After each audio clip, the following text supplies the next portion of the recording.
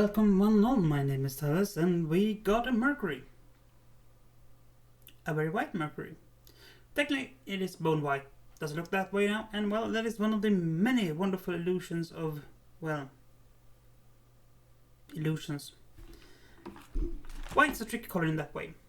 It is difficult to see the nuances of white until you put white on white. Fortunately, that is what we're going to do today. Now, the scheme for today, as you can see by the title, is Marik or Buzz Lightyear, you decide. And that is because, well, Buzz Lightyear has a very Marik-inspired paint scheme. Probably not intentional, but you never know. So yeah, what I'm putting on right now is Gorgon Hide. It's not exactly a white, it's actually a bluish grey white. But on top of the other white, which is Wraithbone. It does look Wraithbone, it is actually Wraithbone. It looks almost matte white.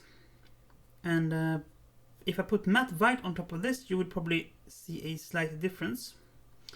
But for intents and purposes, that is how it is. Now, white is a good solid base for any Marik paint scheme. And well, you simply have to get through the purple and the greens at some point. But yeah, why this scheme? I don't know. I always wanted to do this, but I was also always shied away from it because it basically looks like Buzz Lightyear. I reached a point where I'm not going to care about that anymore. So make sure you keep your paints, as always, fairly diluted. A 2 paint to 1 water is usually a good one. Why? Well, because it makes the flow of the brush a lot easier and gives a bit more control. Dilate them too much though and you get paints that don't cover properly anymore. That is kind of sad. Now here is a good example. Here you can really see the difference between white and white. And I could have stopped here. This is a really good paint scheme. So if you're going to paint a white army, vary your whites. We will now move on to the greens, and for the base for the green I picked out Commando green, which is basically this sort of orcish green, a fairly warm green. And why this? Well, because we're going to put some Poison Cloud on top of it, and then we need a good base. Otherwise, Poison Cloud is kind of opaque. Kind of not opaque. I always get those two mixed up. I don't know why. Anyway, it's very see-through. It's very thin paint. Very low pigmentation density. As you'll be able to see here. So, first off, we take a mix of Poison Cloud and Commando Green. To brighten it up a bit. Make the contrast between the two paints a lot less noticeable. Also, the green needs another layer onto it. To look smooth and somewhat creamy. You know how it is. Creamy paints. Them the best. And again, dilute your paints a bit to keep them easy and workable, but don't dilute them too much. If you happen to dilute them too much, just add more paint until you find a good consistency. It does waste a bit of paint, but it's better than wasting a model. Now, hitting this in the end with pure Poison Cloud, and as you can see, it needs a fairly hefty amount. Don't dilute this one. Just take it straight off as it is. It's a bit chunky. It's going to be a bit more difficult to work with, but I'm pretty sure you'll be able to do it too. And if you don't happen to have army paints, I mean, just find something that looks similar. We have been going from a fairly warm, darker green to a very neon, yellowish green. So there are two colors you want if you need them and if you want them.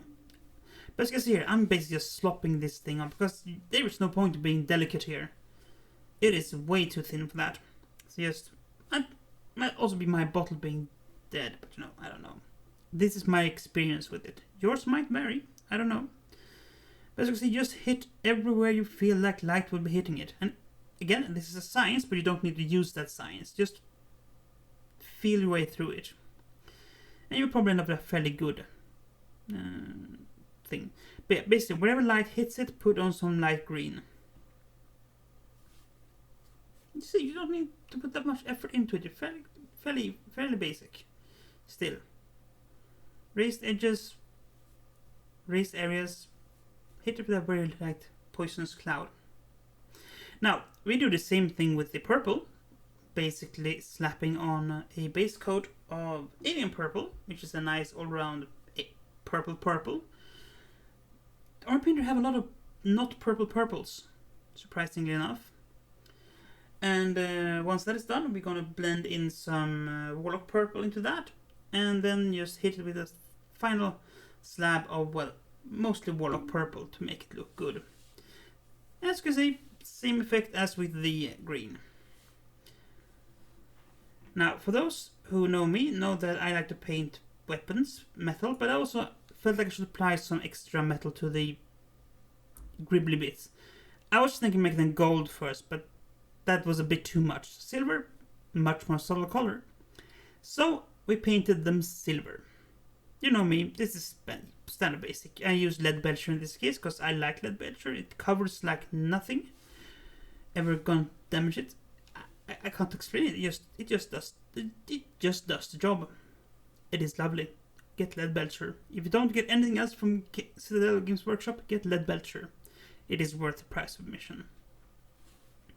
Now, recently I have picked up a little bottle of panel liner, so we're gonna finish this off with some panel lining, and I'm still fairly sloppy with this. So, what you're gonna see next is slight butchery, but no worries, you can always go over it once again once it's done and touch things up. There is nothing complicated beyond that. Panel liner is an oil-based product, so it has this really strong capillary effect, which is that pulls itself into crevices and cracks. And that makes it really nice for covering larger areas of panel gaps, and mechs have a lot of those. Initially designed for Gundam models, but also a big fan with people who have military planes, because there's an easy way to line the panels. It was designed for. It does a bit of pulling on its own, so even if you overshoot a bit, it's not the end of the world. It does pull itself back into the cracks a fair bit.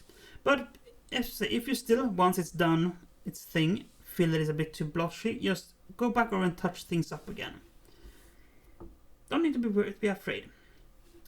And well, with that, we have a Marik Buzz Lightyear, a Free Worlds League freedom fighter. I don't know. Until next time, stay safe, be kind, and do play fair. Bye.